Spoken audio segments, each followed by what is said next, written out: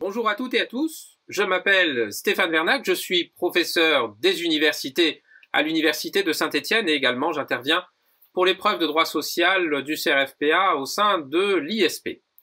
Dans cette petite vidéo, je vous propose un rapide tour d'horizon de l'épreuve de droit social du CRFPA de 2021 et pour cela, je commencerai par une petite présentation de cette épreuve 2021 avec ses particularités. Dans un deuxième temps, j'évoquerai les pièges et les attentes de toute épreuve de droit social du CRFPA. Et puis enfin, je reviendrai sur quelques éléments de correction sans bien sûr être exhaustif dans cette petite vidéo. Alors commençons par la présentation de cette épreuve. C'est une consultation juridique, jusque-là rien d'original. Les premières lignes de l'énoncé nous le confirment puisque vous êtes en charge des affaires juridiques et judiciaire du directeur d'une entreprise, Monsieur Philippe Toussaint, entreprise qui rencontre une série de difficultés dans ses relations avec des salariés. Alors il souhaite recueillir vos conseils, vous le savez, c'est un point très important dans cette épreuve. Ce n'est pas simplement un cas pratique classique auquel vous êtes probablement habitué, mais c'est une consultation juridique, autrement dit, en plus d'une analyse classique, d'une problématisation, d'un rappel des règles de droit et de leur application au fait de l'espèce, vous devez ajouter une consultation, c'est-à-dire que vous devez conseiller l'employeur, lui délivrer des conseils, des arguments. Deuxième remarque, cette épreuve de droit social de 2021 se compose de trois sujets, trois cas. Le premier sujet concerne le domaine des relations individuelles de travail et plus spécifiquement la question de savoir si un employeur peut sanctionner un salarié, mais en réalité la question de savoir si cet employeur peut invoquer un matériel de traçabilité, c'est-à-dire les enregistrements qu'il a pu obtenir grâce à ce matériel de traçabilité et produire en justice ces enregistrements. C'est donc la question des modalités de surveillance des salariés qui étaient implicitement posé dans ce premier sujet qui était noté sur 5 points. Deuxième sujet, il concerne plus généralement l'obligation de l'employeur de protéger la santé, la sécurité des salariés. Il y aurait dans cette entreprise un certain nombre de risques psychosociaux et le secrétaire du comité social et économique demande la désignation ou souhaite demander la désignation d'un expert en la matière. Et puis également, on nous informe qu'il y a eu une tentative de suicide de la part d'un salarié qui demande donc la prise en charge de son accident au titre des accidents du travail. Deuxième sujet noté sur 9 points tout de même. Et puis enfin, troisième sujet qui concerne la représentation du personnel, le droit de la représentation. L'employeur souhaite modifier le nombre et le périmètre des établissements distincts, manifestement, en passant de 5 établissements à finalement aucun établissement distinct, puisqu'il n'y aurait qu'un seul établissement dans l'entreprise. Et il souhaite mettre en place aussi une commission santé, sécurité, conditions de travail dans l'entreprise, et puis également des délégués de proximité. Troisième sujet noté sur 6 points. On appréciera une fois encore cette année le fait que l'énoncé précise les points impartis à chaque sujet. Cela vous permet, vous le savez, de déterminer le temps qu'il faut consacrer à chacun de ces sujets. Donc ça, c'est extrêmement précieux de prendre en considération le barème. Alors poursuivons avec les attentes et pièges. De manière classique, on attend de vous une rigueur juridique, c'est-à-dire de correctement identifier les questions de droit pour chacun de ces sujets, et il peut y avoir plusieurs questions de droit, de faire une présentation rigoureuse des fondements, c'est-à-dire des dispositions législatives, éventuellement internationales ou constitutionnelles, mais surtout législatives, et de la jurisprudence, et également de faire preuve d'une rigueur dans votre raisonnement juridique, et notamment dans le syllogisme que vous devez développer. Et puis également, on attend de vous non seulement d'être de bons juristes, mais également de faire preuve d'une inventivité. C'est aussi ça un bon juriste. Vous êtes ici dans une perspective de conseil auprès de l'employeur. Il faut donc des conseils qui soient pertinents, qui soient judicieux. Attention aussi, bien sûr, à la qualité rédactionnelle, puisque Vous devez faire preuve d'une précision terminologique, faire attention aux fautes d'orthographe, de grammaire, de syntaxe, tout ça vous le savez parfaitement. Et puis attention aussi à la gestion du temps. On notera que cette épreuve 2021 est tout de même assez longue et donc vous deviez faire très attention donc à la répartition du temps que vous allez consacrer à chacun de ces cas. Alors poursuivons maintenant avec quelques éléments de correction sans être exhaustif sur ce sujet 2021. On nous dit que vous êtes en charge donc d'une entreprise, enfin de conseiller le directeur d'une entreprise qui emploie manifestement 356 salariés sur 35 agences locales, que cette entreprise s'est dotée d'un nouvel outil informatique pour sécuriser les opérations bancaires, donc un nouveau logiciel qui permettrait une meilleure traçabilité des mouvements de fonds et de leur traitement. Donc on a un nouveau logiciel, un nouvel outil informatique, et puis on nous dit aussi que cette entreprise va racheter une nouvelle banque, ce qui se traduit par un gonflement de l'effectif de 53 salariés. Et puis en ce début d'année 2021, on nous indique que que l'employeur rencontre des difficultés avec certains personnels. Je vais y arriver.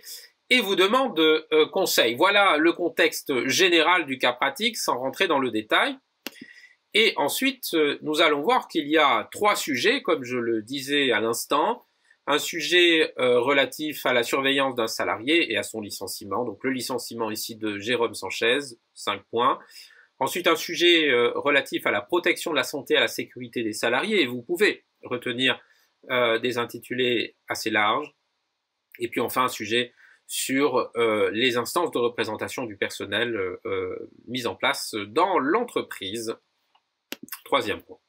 Alors concernant le premier sujet, eh bien, on nous indique que ce salarié aurait fait des incursions puisqu'il aurait consulté des comptes autres que ceux de ses clients, de son portefeuille.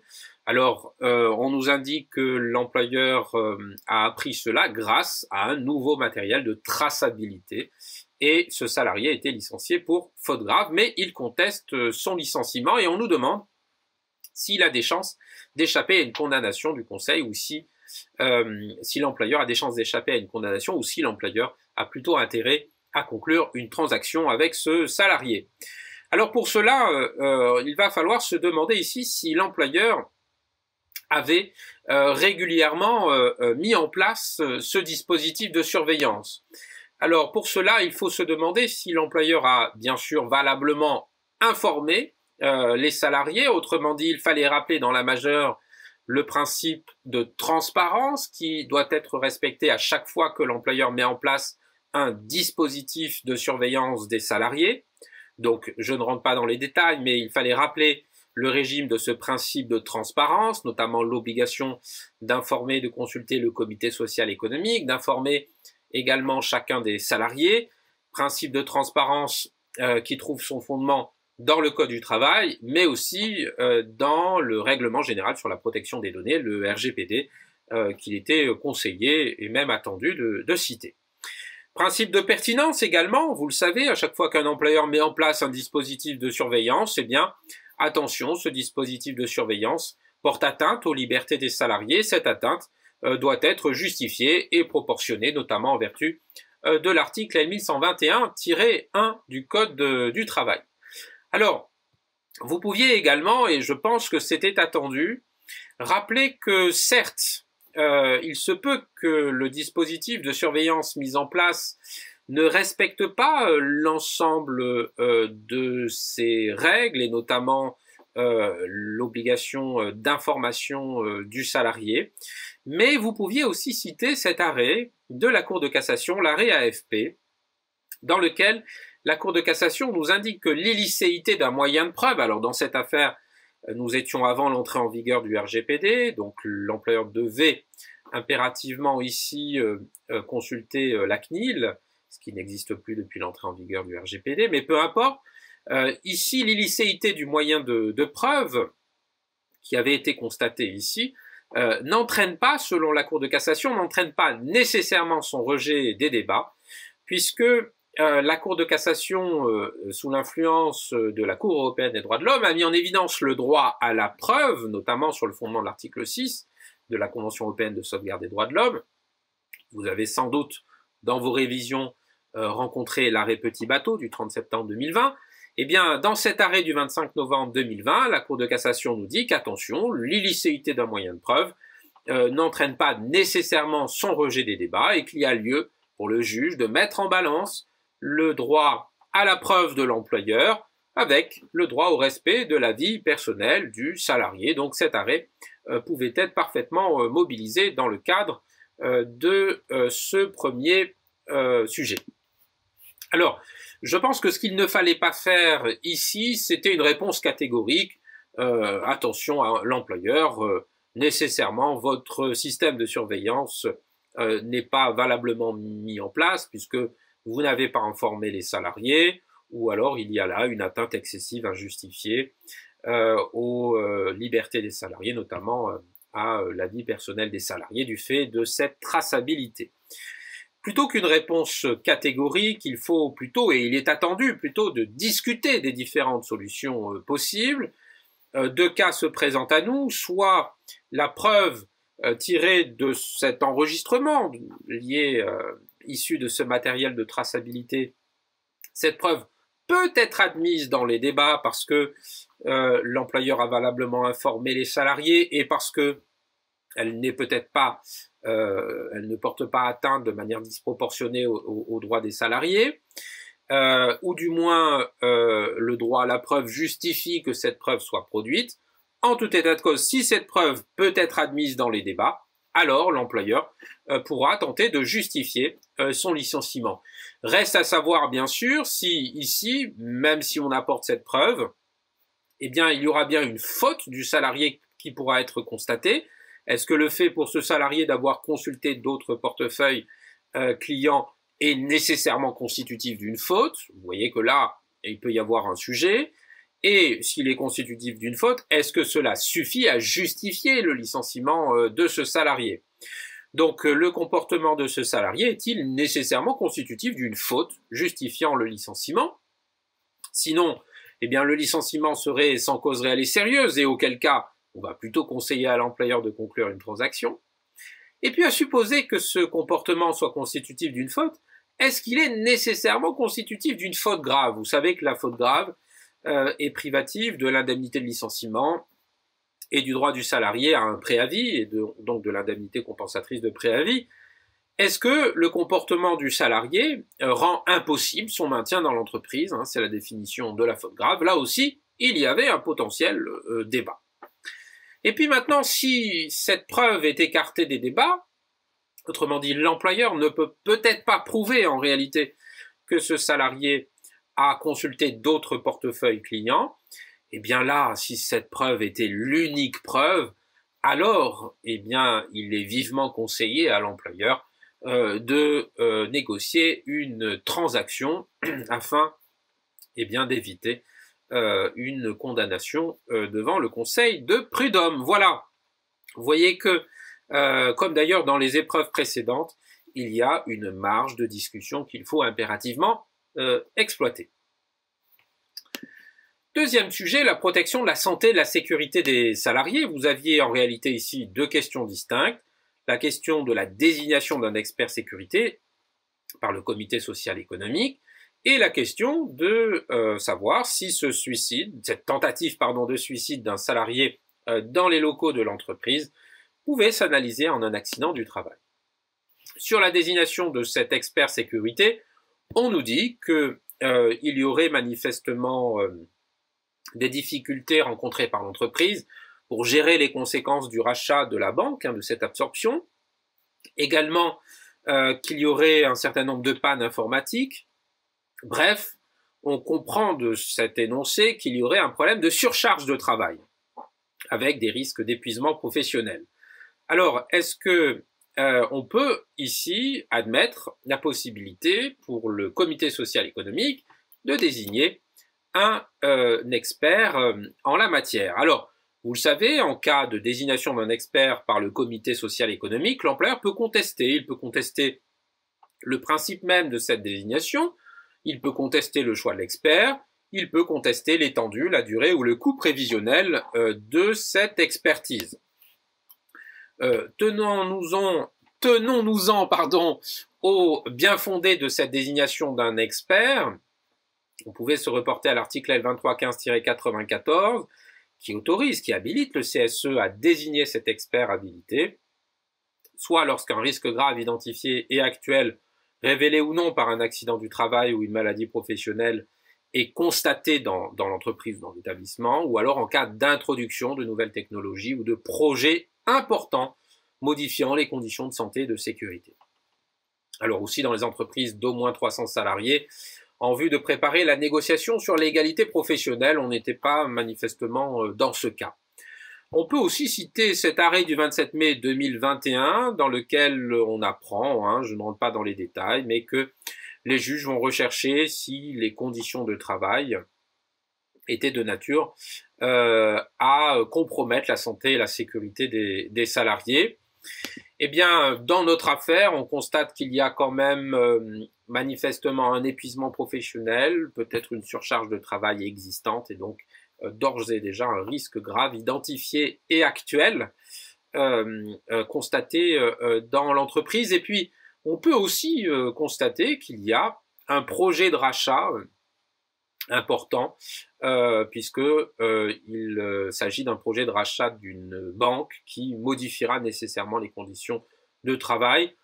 En tout cas, on pouvait fortement penser ici que cette désignation par le CSE de cet expert habilité était bien justifiée. Alors, à titre accessoire, on nous demande si l'employeur pouvait participer au vote.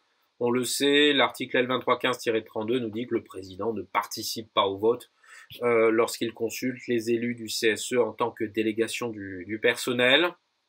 Et donc, dans le cas d'une consultation, par exemple, sur le projet de rachat de cette banque, eh bien, l'employeur ne pourra pas voter. Bien sûr, dans ce cadre, en tout état de cause, l'employeur ne pourra pas voter pour la désignation de cet expert, même s'il y a des exceptions pour lesquelles le chef d'entreprise, le président du comité peut voter. Un arrêt du 25 septembre 2013 notamment nous dit qu'il peut bien sûr voter, il est en droit de participer au vote pour la désignation du secrétaire et du trésorier du comité.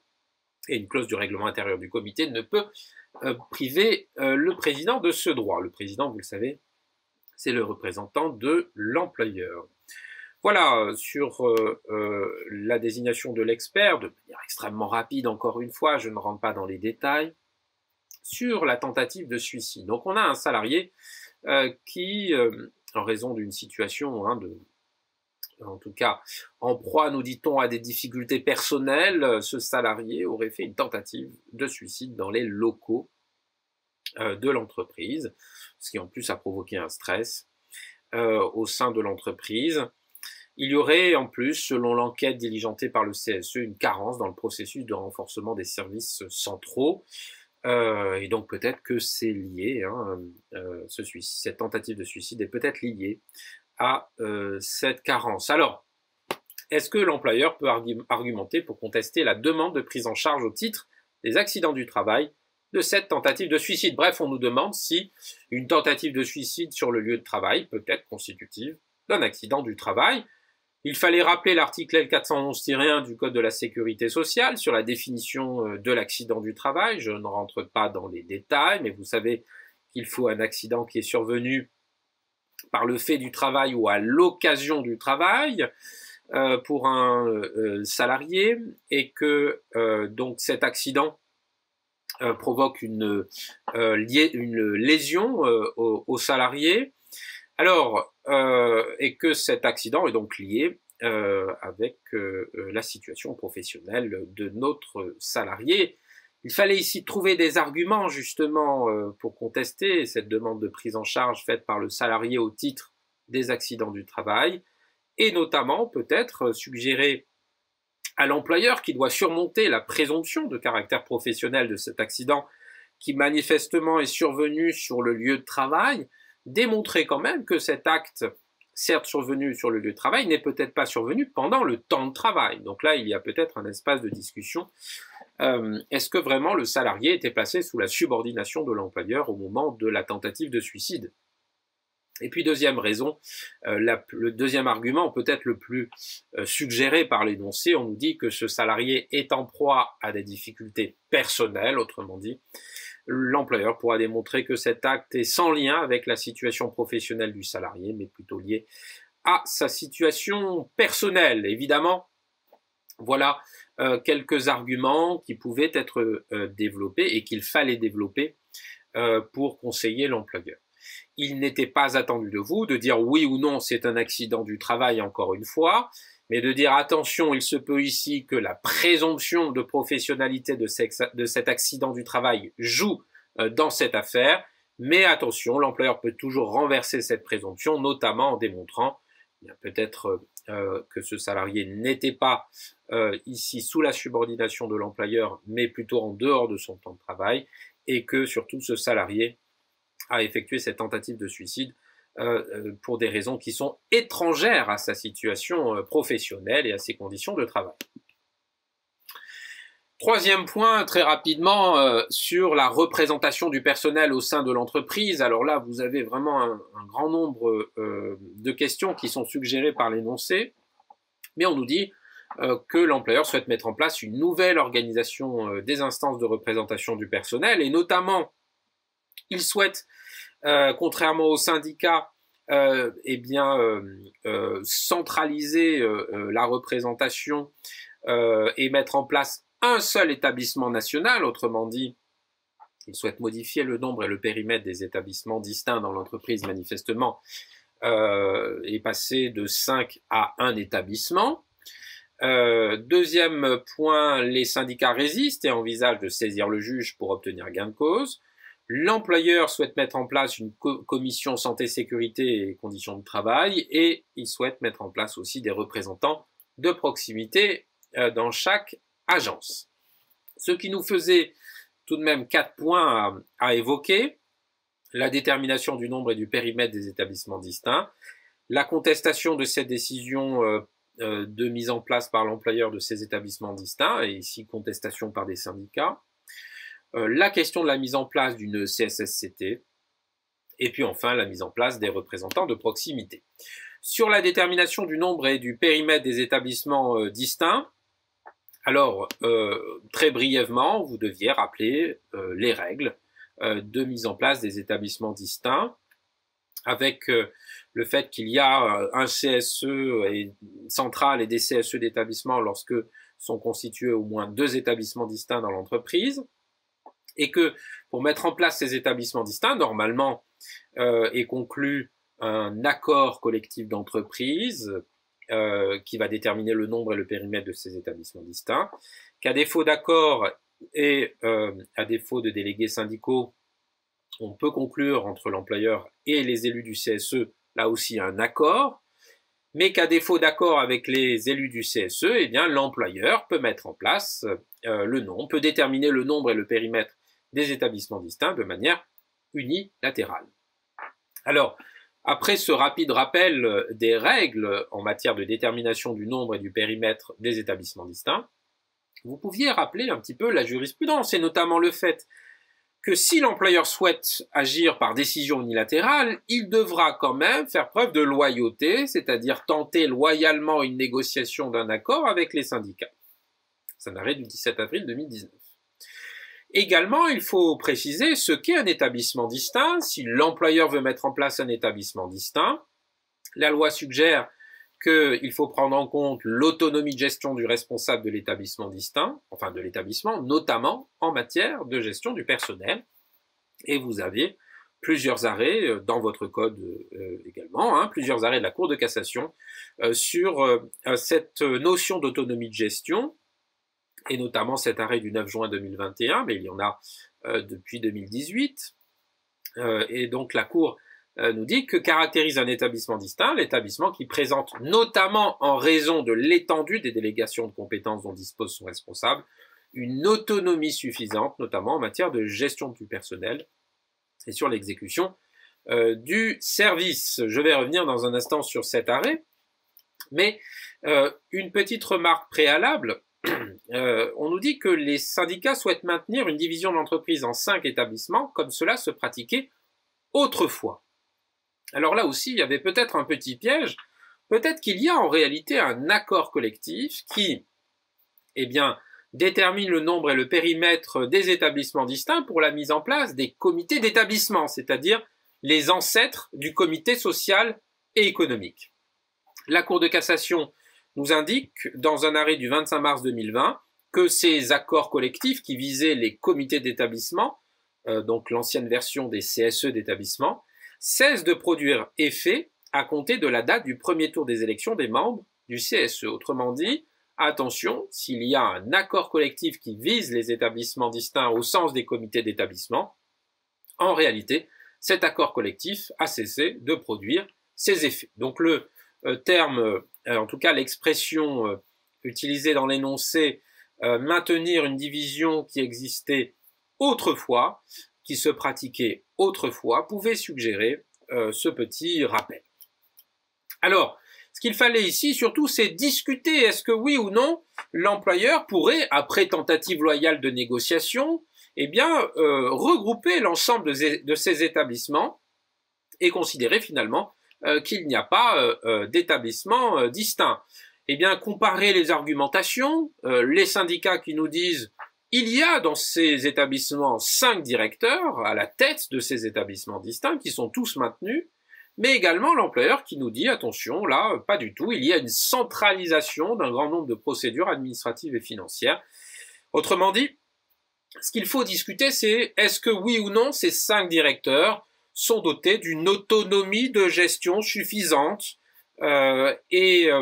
attention, eh bien, la Cour de cassation nous dit que la centralisation de fonctions support ou l'existence de procédures de gestion définies au niveau du siège ne sont pas de nature à exclure l'autonomie de gestion des responsables de l'établissement. Donc attention, les syndicats ont peut-être raison, peut-être que ces 5 directeurs, quand bien même il y a une centralisation de procédures administratives et financières, ont conservé une autonomie de gestion, notamment en matière de gestion du personnel. Vous le voyez là encore, qu'il y avait un espace de discussion et que rien ne peut être précisément tranché ici. Ce qu'il fallait montrer, c'est justement que l'on n'en est pas sûr et que peut-être que ces 5 directeurs ont conservé une certaine autonomie de gestion.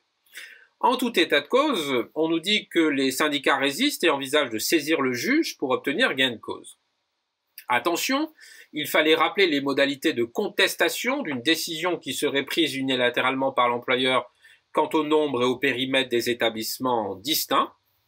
En cas de litige sur cette décision, eh bien, il y a lieu non pas de saisir un juge, mais il y a lieu de saisir l'autorité administrative, et ensuite cette décision de l'autorité administrative peut faire l'objet d'un recours devant le juge judiciaire.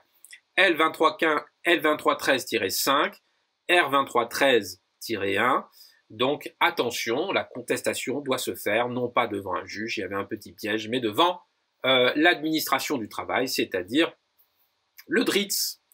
Voilà pour ce deuxième point, ce petit piège sur la contestation. Troisième remarque sur la mise en place, on nous dit, d'une CSSCT, d'une commission santé, sécurité, conditions de travail. L'employeur veut instaurer une commission, c'est super, mais il faut rappeler quand même qu'une commission est créée au sein du comité social économique dans les entreprises d'au moins 300 salariés. Donc ici, il n'y a pas de problème, on a 356 salariés répartis sur 35 agences, nous dit-on. Donc on est bien dans le cadre de la mise en place d'une CSSCT. Mais il appartient à l'accord d'entreprise qui détermine le nombre et le périmètre des établissements distincts de fixer également les modalités de fonctionnement et le cadre de mise en place des CSSCT. L2315-41 sur le contenu de cet accord. S'il n'y a pas d'accord collectif qui détermine le nombre et le périmètre des établissements distincts, eh bien, en l'absence d'accord collectif, ce sera soit un accord entre l'employeur et les élus du CSE, soit l'employeur qui va fixer unilatéralement les modalités de fonctionnement, de mise en place de la ou des CSSCT. Voilà, donc ça, c'est l'article L23-15-44. Ces modalités sont définies par le règlement intérieur du comité. L'employeur peut fixer le nombre et le périmètre de mise en place d'une ou plusieurs commissions santé, sécurité et conditions de travail. L23-15-44. Enfin, dernière remarque sur la mise en place de représentants de proximité.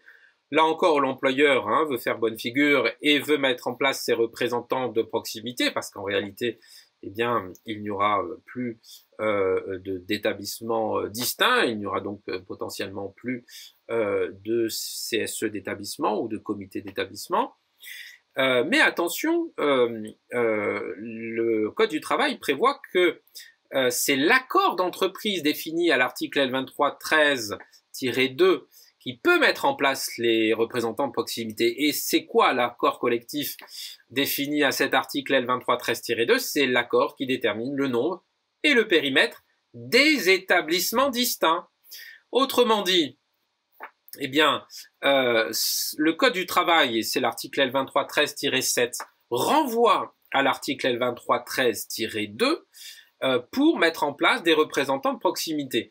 Ce qui semble suggérer dans le Code du travail, et vous verrez que dans la doctrine, c'est l'interprétation qui est retenue, qu'il faut en réalité des établissements distincts pour mettre en place des représentants de proximité, puisque manifestement, c'est l'accord collectif qui met en place les établissements distincts, qui détermine leur nombre et leur périmètre, qui peut mettre en place les représentants de proximité selon l'article L23-13-7 du Code du travail.